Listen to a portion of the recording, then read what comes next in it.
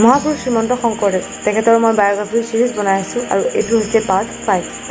ইয়াৰ আগৰ ভিডিঅ'কেইটা যিসকলে চোৱা নাই তেওঁলোকে প্ৰথমে সেইকেইটা ভিডিঅ' চাই লওক, তাৰপিছতে এইটো ভিডিঅ' চাব। আৰু ক্ষমা কৰিব মোৰ ভিডিঅ' দিয়া অলপ দেৰি হ'ল, কিয়নো আমি এটা নিজৰ বিজনেছ আৰম্ভ কৰিছোঁ আৰু সেই বিজনেছটো অকলে চম্ভালিব লগা হোৱাৰ বাবে আমাৰ টাইমবোৰ খেলি মেলি হৈ গৈছেগৈ। কিন্তু আজিৰ পৰা মই চেষ্টা কৰিম যাতে ইউটিউবত আমাৰ ভিডিঅ'বোৰ চিৰিয়েলিভাৱে দিব পাৰোঁ।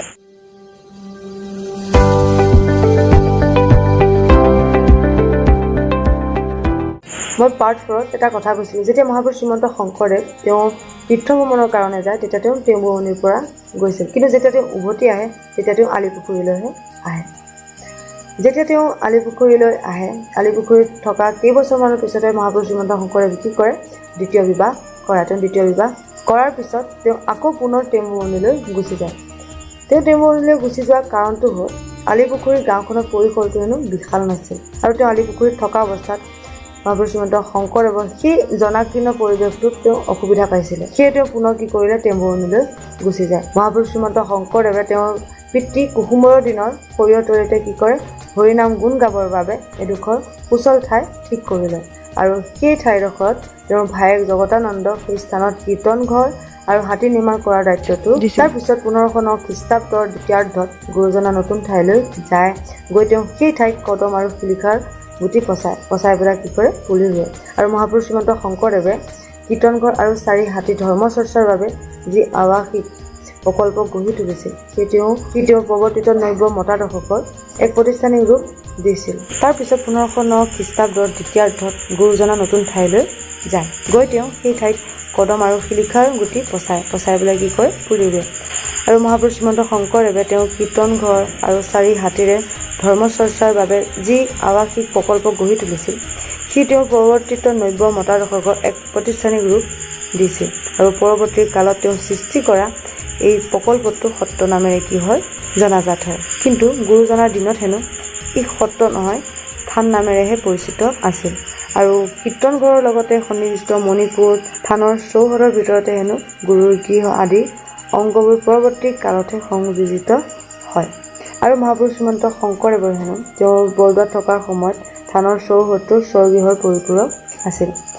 কিন্তু পৰৱৰ্তী কালত নিজ ৰাজ্য এৰি তেওঁ অন্য ৰাজ্যত ইঠাইৰ পৰা সিঠাইলৈ ঘূৰি ফুৰোতে তেওঁৰ বাসগৃহ, কৰাপাত প্ৰভূতি সকলোবোৰ কি হৈছিলে, সামগ্ৰিকভাৱে এটা একক চৌহদৰ অংগ হৈ পৰিছিল। মহাপুৰুষ শ্ৰীমন্ত শংকৰদেৱ তেওঁ আধুনিক কালৰ এজন বাটকটীয়া আছিল। আপোনাৰ কীৰ্তনঘৰৰ গুৰু আসনত সন্নিৱিষ্ট কলাসমূহৰ আধুনিক ইম্প্ৰেছনিষ্ট আৰু প্ৰতীকাবাদী শিল্পকলাৰ সৈতে সাদৃশ্য আছে। আৰু বৰদোৱাৰ কীৰ্তনঘৰত তেওঁ যিবোৰ ভাস্কৰ্য নিৰ্মাণ কৰিছিল সেইবোৰ 20 শতিকাৰ আধুনিক ভাস্কৰ্য শিল্পী এপষ্টেইনৰ সৈতে বহুখিনি একে আছিল বোলে। আৰু মহাপুৰুষ শ্ৰীমন্ত শংকৰদেৱ তেওঁ শিল্পকলাৰ ক্ষেত্ৰতো আদৰ্শনীয়ভাৱে ধৰ্ম নিৰপেক্ষতা তেওঁ বটাই চলিব পাৰিছিল, যাৰ ফলত আমাৰ বৰদোৱাৰ কীৰ্তনঘৰত বিভিন্ন লৌকিক শিল্প কৃষ্টিও স্থান পাইছে। আৰু সেই কীৰ্তনঘৰৰ থান বা সত্ৰক কেন্দ্ৰ কৰি গঢ়ি উঠা কলা সংস্কৃতিয়ে এই ধৰ্মীয় প্ৰতিষ্ঠানটোৰ উপৰি সামগ্ৰিকভাৱে সমাজখনক কৰিছিলে, প্ৰতিনিধিত্ব কৰিব পাৰিছিলে। আৰু এদিনাখন মহাপুৰুষ শ্ৰীমন্ত শংকৰদেৱ তেওঁৰ ওচৰলৈ বৰদোৱালৈ জগদীশ মিশ্ৰ নামৰ এজন বিহাৰৰ তিহুতৰ ব্ৰাহ্মণ পণ্ডিত আহিছিল। তেওঁ ভাগৱত পাঠ কৰিবৰ কাৰণে আহিছিলে। তেওঁ প্ৰথম বৰদোৱালৈকে শংকৰদেৱৰ ওচৰলৈকে ভাগৱত পাঠ কৰিব অহা নাছিলে, তেওঁ পুৰীলৈ আহিছিলে প্ৰথমে ভাগৱত পাঠ কৰিবৰ কাৰণে। কিন্তু যেতিয়া তেওঁ পুৰীলৈ আহিছিলে তেতিয়া তেওঁ কি কৰিলে, জগন্নাথ প্ৰভুৱে সপোনত দেখা দিলে। সপোনত দেখা দি তেওঁ ক'লে যে প্ৰভুৱে পূব দিশৰ বৰদোৱা গাঁও শ্ৰীমন্ত শংকৰদেৱৰ ৰূপত জীৱন্তভাৱে বিৰাজ কৰিছে আৰু তেওঁ তাতে গৈ ভাগৱত পাঠ কৰাটো ভাল হ'ব বুলি তেওঁ সপোনত দেখা দিয়ে।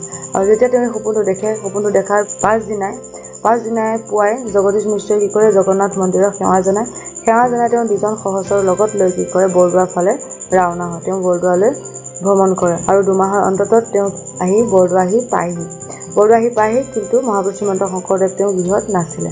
তেওঁ গৈছিল গাংমত তেওঁৰ পেহাক কোটাইখাৰ ঘৰলৈ ফুৰিবলৈ গৈছিলে। তাৰপিছত যেতিয়া জগদীশ মিশ্ৰ আহি এই কথাটো গম পাই তেওঁ কি কৰিলে, তেওঁ গাংমতে গুচি যায়। মহাপুৰুষ শ্ৰীমন্ত শংকৰদেৱৰ ওচৰলৈ গ'লগৈ। মহাপুৰুষ শ্ৰীমন্ত শংকৰদেৱৰ ওচৰত গৈ সকলোবোৰ কথা ক'লে। কোৱাৰ পিছত মহাপুৰুষ শ্ৰীমন্ত শংকৰদেৱ তেওঁক লগত লৈ জগদীশ মিশ্ৰক লগত লৈ পুনৰ উভতি আহে।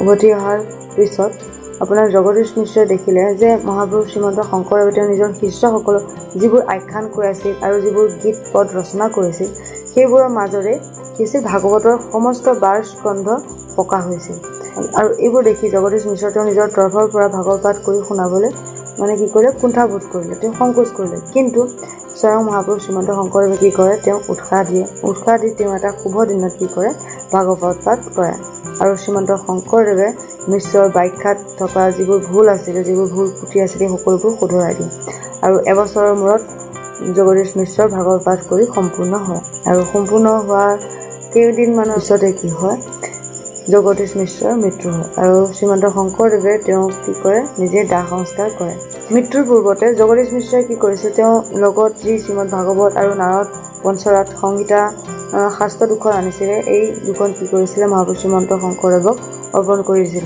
আৰু মহাপুৰুষ শ্ৰীমন্ত শংকৰদেৱে ভাগৱতৰ সম্পূৰ্ণ মূল প্ৰতিলিপি এটা পোৱাৰ পিছত সেইখন তেওঁ থলুৱা ভাষালৈ অনুবাদ কৰিবলৈ থিৰাং কৰে আৰু মহাপুৰুষ শ্ৰীমন্ত শংকৰদেৱে তেওঁ প্ৰধানকৈ 3খন শাস্ত্ৰৰ পৰা অৱতীৰ্ণ একশৰণ নাম ধৰ্মৰ বাবে সময় গ্ৰহণ কৰিছিল তেওঁ ভাগৱতৰ পৰা সৎসংগ পদ্ম পুৰাণৰ পৰা সহস্ত নাম খণ্ডৰ পৰা ঈশ্বৰৰ নাম মাহাত্ম্য আৰু গীতাৰ পৰা একশৰণ আদৰ্শ গ্ৰহণ কৰিছিল তাৰ উপৰিও হৰবিংশে নাৰদ পঞ্চৰাত্ৰ সংহিতা তাৰপিছতে গৰুড় পুৰাণ মাৰ্কেন্দ্ৰ পুৰাণ সুত সংহিতা বিষ্ণু ধৰ্মোত্তৰ পুৰাণ বৃহৎ নাৰদীয় পুৰাণ ব্ৰহ্ম পুৰাণ বামন পুৰাণ আদি শাস্ত্ৰৰ পৰাও তেওঁ কি কৰিছিল প্ৰয়োজন সাপেক্ষে কিছু সমল লৈছিল আৰু এই সকলোবোৰৰ ভিত্তিত তেওঁ এক মৌলিক চিন্তাদৰ্শক গঢ়ি তুলিবলৈ সমৰ্থ হৈছিল আৰু এই দৰ্শনটো বিকাশ কৰোঁতে মহাপুৰুষ শ্ৰীমন্ত শংকৰদেৱে তেওঁ কি কৰিছিলে আগম মাৰ্গৰ শাস্ত্ৰসমূহক বিশেষকৈ তন্ত্ৰ মন্ত্ৰৰ শাস্ত্ৰসমূহক তেওঁ গুৰুত্ব দিয়া হৈছিলে আৰু ঈশ্বৰৰ নাম মাহাত্ম্য আৰু সৎসংগৰ ধাৰণাৰ ওপৰতে শ্ৰীমন্ত শংকৰদেৱৰ পৰৱৰ্তী ধৰ্মৰ 3টা প্ৰধান স্তম্ভ দেৱ আৰু নাম আৰু ভকতৰ ধাৰণা বিকশিত হৈছিল আৰু আজিৰ ভিডিঅ'টো ইমানে আৰু ভিডিঅ'টো দীঘলীয়া নকৰোঁ বাকীখিনি মই পাৰ্ট 6ত লৈ আহিম এনেকৈ গৈ যেতিয়ালৈকে শেষ নহয় মই চিৰিজ বনাই থাকিম আপোনালোকে ভিডিঅ'বোৰ চাই যাব যদি মোৰ কিবা ভুল হৈছে তলত কমেণ্ট কৰি জনাব আৰু ভিডিঅ'টো সম্পূৰ্ণকৈ চোৱাৰ বাবে আপোনালোক সকলোকে বহুত বহুত ধন্যবাদ যদি মোৰ চেনেলটো নতুনকৈ আহিছে চেনেলটো এতিয়ালৈকে ছাবস্ক্ৰাইব কৰা নাই তেনেহ'লে ছাবস্ক্ৰাইব কৰিব আৰু কাষতে থকা বেল আইকনটো দবাই দিব যাতে মই এনেকুৱা ধৰণৰ বায়োগ্ৰাফি ভিডিঅ' আপলোড কৰিলে আপোনালোকৰ তাত গৈ নটিফিকেশ্যন